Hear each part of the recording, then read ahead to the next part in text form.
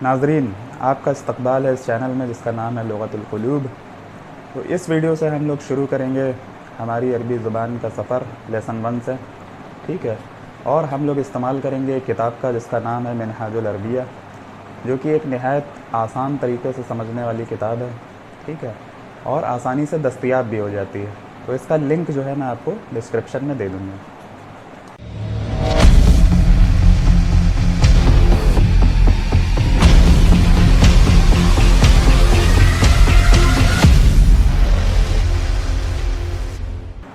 मैं सबसे पहले अल्लाह सुब्हानहू तआला का शुक्र बजा लाता हूँ, बेपाया दुरूद व सलामती हो हज़रत मोहम्मद मुस्तफ़ा सल्लल्लाहु अलैहि वसल्लम पर। अस्सलामु अलैकुम व रहमतुल्लाहि व बरकातुहू।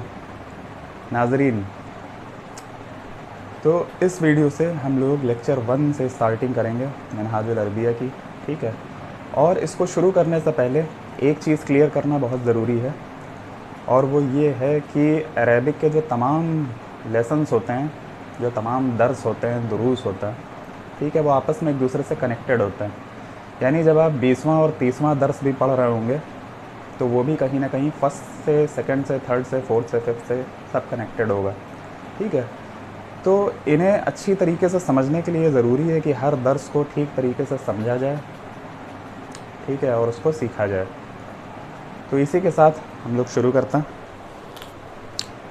तो हम लोगों ने बात की थी इस्म के बारे में, ठीक है।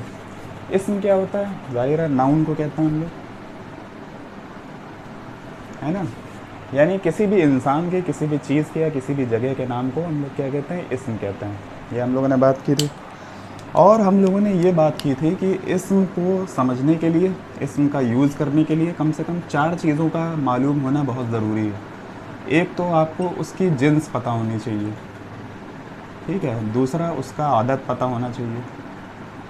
तीसरा, उसका एराब पता होना चाहिए।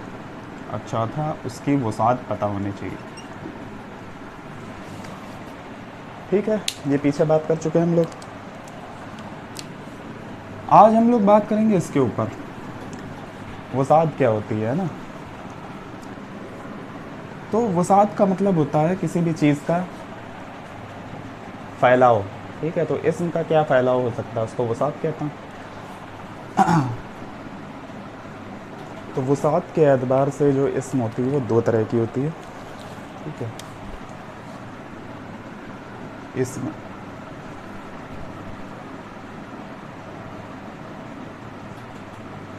इसमें मारफा और इसमें नकीरा, ठीक है। इंग्लिश में हम लोग इसे कहते हैं डेफिनेट नाउन, यानी इसमें मारफा, और नकीरा को हम लोग कहते हैं इनडेफिनेट नाउन।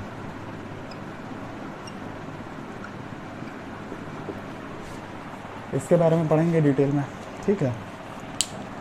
तो डेफिनेट नाउन और इनडेफिनेट नाउन, हमें बात करनी है इसके बारे में, इसमें मारफा।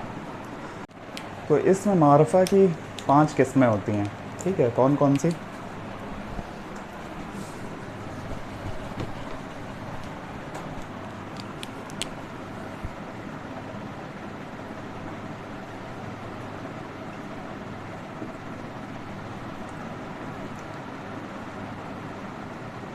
इसमें आलम होती है, ठीक है।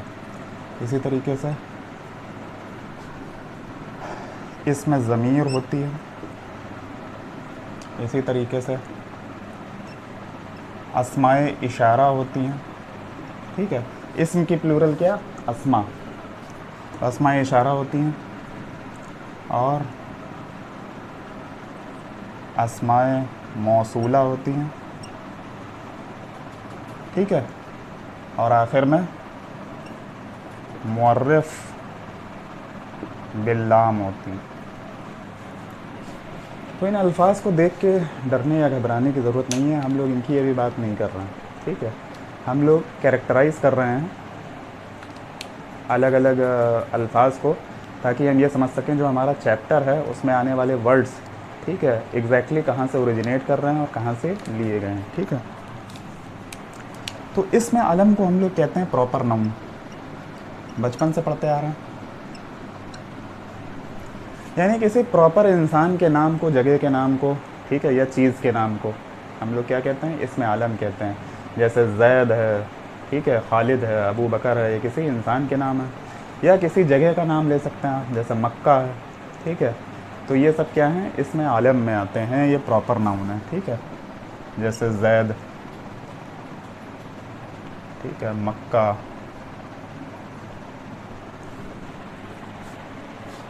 तो ये समझना ज़रूरी है। इसमें ज़मीर जो है ये प्रोनाउंस हैं, ठीक है। यानी मैं, तू, वो, ठीक है। यानी वो वर्ड्स जो नाउन की जगह पर इस्तेमाल किए जाते हैं, ठीक है, उनको हम लोग प्रोनाउन कहते हैं। तो ये हो गया आपके इसमें ज़मीर। अस्माए इशारा जो हैं उसमें आपके वो लफ्ज़ आते हैं जिससे हम किसी चीज़ की तरफ इशारा करते हैं, ठीक है। जैसे ये या वो। तो जो हमारा अपकमिंग चैप्टर है वो किस पर डिपेंड करता है, वो इस पर है। अस्माए इशारा को हम लोग कहते हैं डेमोन्स्ट्रेटिव प्रोनाउन।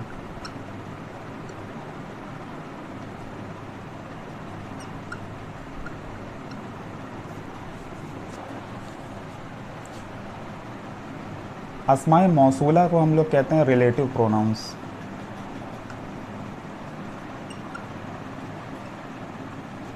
ठीक है, मतलब जिससे हम दो सेंटेंसेस या आप कह सकते हैं कि दो ग्रुप ऑफ वर्ड्स के बीच में रिलेशन पैदा करते हैं, ठीक है। जैसे कि जो या जिस,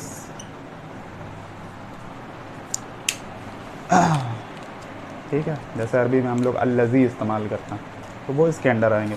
इसके बारे में हम लोग डिटेल में भी बात करेंगे, ठीक है। अभी केवल ये बताने का मकसद है कि जो हमारी डेफिनेट नाउन होती है उसके अंडर में जो उसकी किस्में होती हैं उसमें से एक में हमारा आता है अस्माए इशारा यानी डेमोन्स्ट्रेटिव प्रोनाउन। और इन डेमोन्स्ट्रेटिव प्रोनाउन में जो लफ्ज़ इस्तेमाल हो रहे हैं वो लफ्ज़ इस्तेमाल होंगे किसमें, हमारे पहले लेक्चर में, ठीक है। मुअर्रिफ बिन लाम पे हम लोग जो है अलग से एक चैप्टर पढ़ेंगे, ठीक है। ये बेसिकली डिपेंड करता है अल के ऊपर, अलिफ लाम अल, ठीक है, कि लाम लगा के किस तरीके से जो है आपके नकीरा लफ्ज़ को मुअर्रफ़ा में बदला जाता है, ठीक है। तो हम लोग शुरू करते हैं अपने पहले चैप्टर को।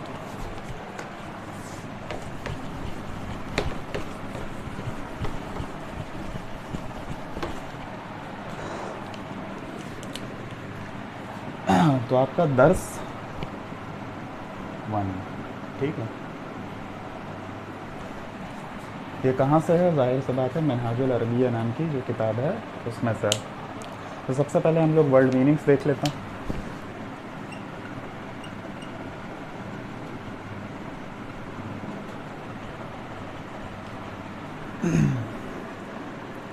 तो जैसा कि हम लोगों ने बात की कि यहाँ पर जो है डेमोन्स्ट्रेटिव प्रोनाउंस आपके यूज़ होंगे, यानी अस्माए इशारा। तो अस्माए इशारा क्या होता है, जैसे आपका ये, ठीक है, और वो।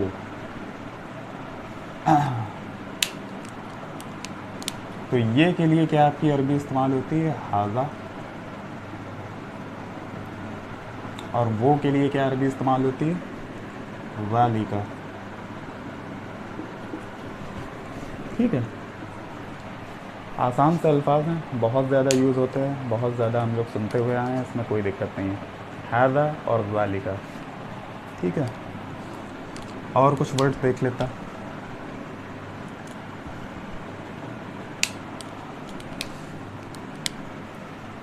जैसे एक लफ्ज़ होता है आपका फरासुन, इसका मतलब होता है घोड़ा,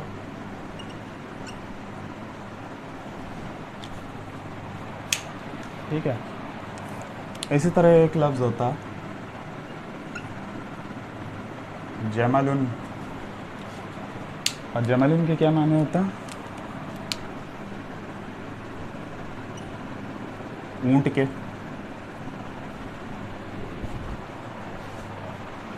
ठीक है। इसी तरह एक लफ्ज़ होता है कल्बुन, और कल्बुन के क्या माने होते हैं? कुत्ता।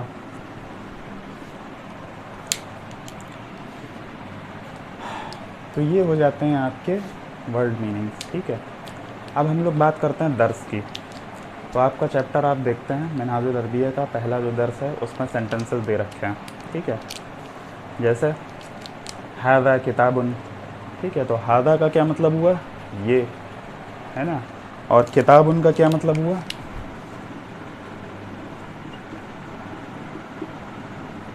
जाहिर सी बात है, किताब। तो टोटल मतलब क्या हो गया आपका? ये किताब है। ठीक है, आसान सा मामला। इसी तरीके से आपका जो दूसरा सेंटेंस बनता है वो क्या बनता है? ज़ालिका फ़रासुन। ठीक है, यानी वो।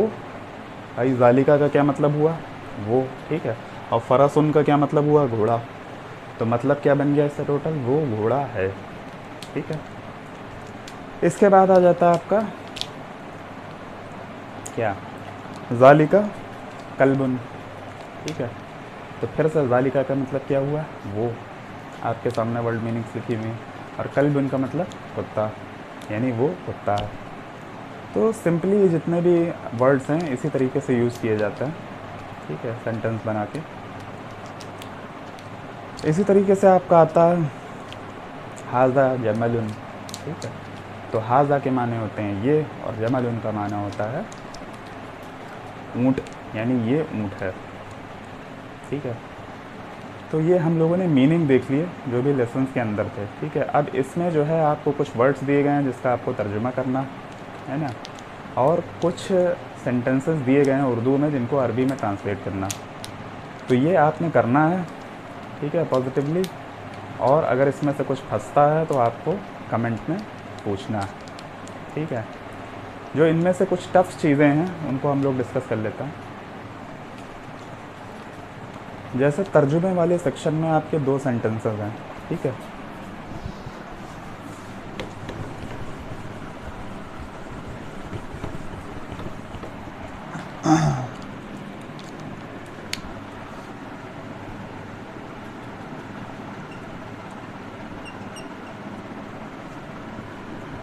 वो हैवान है।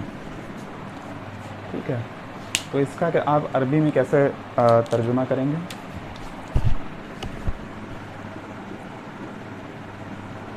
भाई वो की अरबी क्या हो जाती है? ज़ालिका। और हैवान के लिए आपको लिखना है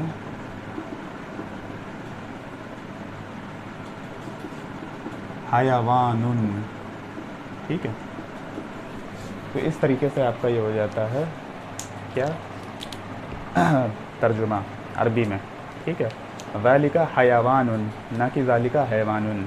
ठीक है, यानी इस पर भी आपका या पर भी ज़बर होगा। एक और सेंटेंस दिया है,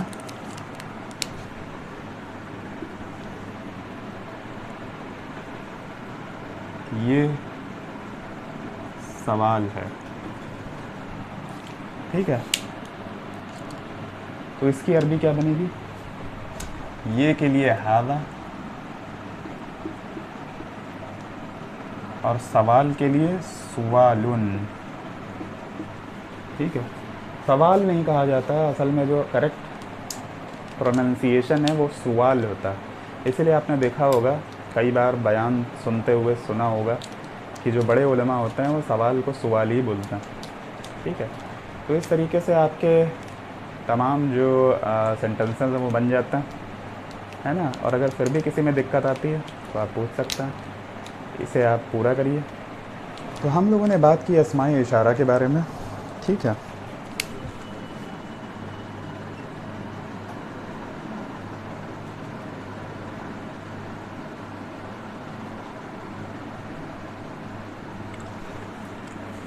यानी डेमोन्स्ट्रेटिव प्रोनाउंस।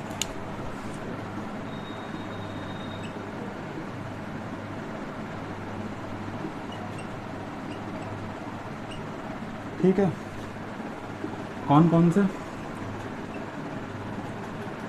हाजा और ज़ालिका। ठीक है, अभी बेसिक इन्हीं दोनों की बात चल रही है। इसके और भी फॉर्म्स होते हैं जिसको हम लोग बाद में बात करेंगे।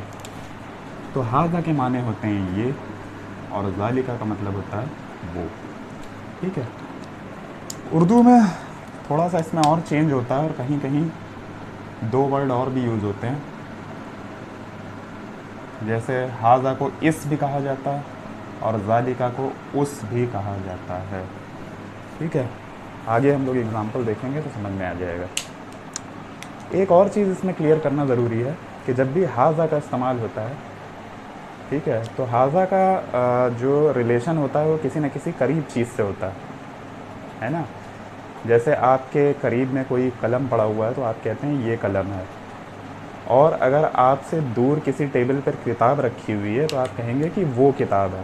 ठीक है, यानी ज़ालिका का ताल्लुक़ होता है दूर रखी हुई या दूर की चीज़ों की तरफ इशारा करने के लिए, और हाजा का इस्तेमाल होता है जो करीब वाली चीज़ें हैं उनकी तरफ इशारा करने के लिए। तो इसको हम लोग कहते हैं इशारा करीब, और इसको हम लोग कहते हैं इशारा बाईद। ठीक है, बाईद का मतलब क्या होता है दूर, करीब का मतलब क्या होता है पास। तो ये हो जाती है एक बात। ठीक है, अब हम लोग ये बात कर लेते हैं कि कुरान करीम में जो है हमें इसके कैसे एग्ज़ाम्पल मिलते हैं। ठीक है, तो बहुत सारे एग्ज़ाम्पल हैं, शुरू से एंड तक मौजूद हैं, है ना। जैसे हम लोग बात करते हैं हाजा की, तो आप पढ़ते हैं सूरह 3, ठीक है, वत्तीन वज़्ज़ैतून वतूर सीनीन वहाज़ल बलदिल अमीन, यानी कसम है इस अमन वाले शहर की। ठीक है, तो इस आ गया वर्ड, तो ये भी इसी सेंस में यूज़ होता है। इंग्लिश में हम लोग ये और इस दोनों ही के लिए दिस का इस्तेमाल करते हैं। ठीक है, और वो और उस दोनों के लिए दैट का इस्तेमाल करते हैं। तो ये आपका एक एग्जांपल हो जाता है। इसी तरीके से हम लोग पाते हैं सूरह कुरैश। ठीक है, लिईलाफ़ि कुरैशिन ईलाफ़िहिम रिहलतश्शिताइ वस्सैफ़ फलियअबुदू रब्ब हाज़ल बैत। ठीक है, तो फलियअबुदू रब्ब हाज़ल बैत, यानी चाहिए कि वो इबादत करें इस घर के रब की। तो एक ये एग्जांपल हो जाता है। ठीक है, इसी तरीके से आप पढ़ते हैं सूरह मुतफ़्फ़िफ़ीन 30वें पारे में, तो उसमें एक आयत आती है, सुम्मा युक़ालु हाज़ल्लज़ी कुन्तुम बिही तुकज़्ज़िबून। ठीक है, सुम्मा युक़ालु हाज़ल्लज़ी कुन्तुम बिही तुकज़्ज़िबून, फिर उनसे कहा जाएगा कि ये है वो जिसको तुम झुठलाते थे। तो ये आपके हो जाते हैं एग्जाम्पल, ऐसे बहुत सारे एग्जाम्पल्स हैं। ठीक है, अब जब आप कुरान खोल के देखेंगे तो आपको ये दिखेंगे। अब हम लोग बात कर लेते हैं ज़ालिका के बारे में। ज़ालिका के क्या एग्जाम्पल्स मिलता है, फिर से आते हैं हम लोग 30वें पारे में। क्यों हम 30वें पारे की बात कर रहे हैं, कि हर आम और ख़ास इससे गुज़रता है। ठीक है, तो इसके एग्जाम्पल्स लेना ज़्यादा फ़ायदेमंद है। तो ज़ालिका कहाँ पर आपको देखने को मिलता है? जैसे हम लोग पढ़ते हैं सूरह माऊन। ठीक है, अराइतल्लज़ी युकज़्ज़िबु बिद्दीन फ़ज़ालिकल्लज़ी यदउल यतीम, यानी ये वही लोग हैं जो यतीमों को धक्का देते हैं। तो दूसरा एग्जांपल हमें देखने को मिलता है जब हम पढ़ते हैं सूरह आदियात। ठीक है, इन्नल इंसान लिरब्बिही लकनूद, यकीनन इंसान अपने रब का नाशुक्रा है। ठीक है, व इन्नहु अला ज़ालिका लशहीद, और वो खुद भी उस बात पर क्या है, गवाह है ना। तो ये एग्जांपल मिल जाता है आपको। इसके अलावा आप पढ़ते हैं सूरह नाज़ियात। ठीक है, तो दूसरी सूरह है आपकी 30वें सिपारे की, उसमें भी आपका आता है वल अर्ज़ बअद ज़ालिका दहाहा। ठीक है, और ज़मीन को उसके बाद, ठीक है, बिछाया। तो इस तरीके से आपके हो जाते हैं नॉर्मल एग्जांपल्स जो आते हैं, है ना। अब ज़ालिका का एक और एग्जांपल है, कुरान की शुरुआत ही हो रही है आपकी सूरह बकरा से। ठीक है, अलिफ लाम मीम ज़ालिकल किताबु ला रैब फ़ीह, तर्जुमा क्या बनता है, ये किताब जिसमें कोई शक नहीं। ठीक है, ये हिदायत है मुत्तक़ीनों के लिए। अब सवाल ये उठता है कि यहाँ पर ये किताब तर्जुमा क्यों हो रहा है ना। ज़ालिका का मतलब तो वो होता। तो ये भी एक अरबी का उसूल होता है, या आप कह सकते हैं ये कुरान की शान है। ठीक है, कि जब किसी चीज़ की अज़मत को बयान करना होता है, किसी चीज़ को अज़ीम तरीके से बयान करना होता है, तो वहाँ पर इशारा करीब की जगह इशारा बाईद लेके आया जाता है, लेकिन मतलब उसका इशारा करीब ही होता है। यानी जो ये है वो इशारा करीब में है और जो वो है वो इशारा बाईद में है। लेकिन कुछ जगहों पर ये के लिए भी वो का इस्तेमाल किया जाता है अरबी में। जैसे सूरह बुरूज में हम लोग देखते हैं ज़ालिकल फ़ौज़ुल कबीर, ठीक है। तो यहाँ पर यह तर्जुमा नहीं होगा कि वो बहुत बड़ी कामयाबी है, बल्कि ये बहुत बड़ी कामयाबी है, ठीक है। ज़ालिकल फ़ौज़ुल कबीर। तो इस तरीके से जो है जगह जगह कुरान में आप देखेंगे, ठीक है, कि वहाँ पे ज़ालिका होगा लेकिन मतलब जो है उसका ये करके आएगा, ठीक है। जैसे ज़ालिका ईसा इब्न मरियम। तो ये आपके हो जाते हैं एग्ज़ाम्पल्स, ठीक है। तो इस तरीके से आपका पहला दर्स मुकम्मल हो जाता है, ठीक है। जितने भी आपके सेंटेंसेस दिए हुए हैं तर्जुमे वाले, चाहे अरबी से उर्दू में हों या उर्दू से अरबी में हों, ठीक है, इन्हें आप मुकम्मल करिए। और जो इसमें मुश्किल वाले थे वो हमने आपको बता दिए, ठीक है। और अगर इसके बाद भी कोई दिक्कत आती है तो आप कमेंट में पूछ सकते हैं। इसी के साथ आपकी इजाज़त चाहता हूँ। अस्सलामु अलैकुम वरहमतुल्लाहि वबरकातुहू।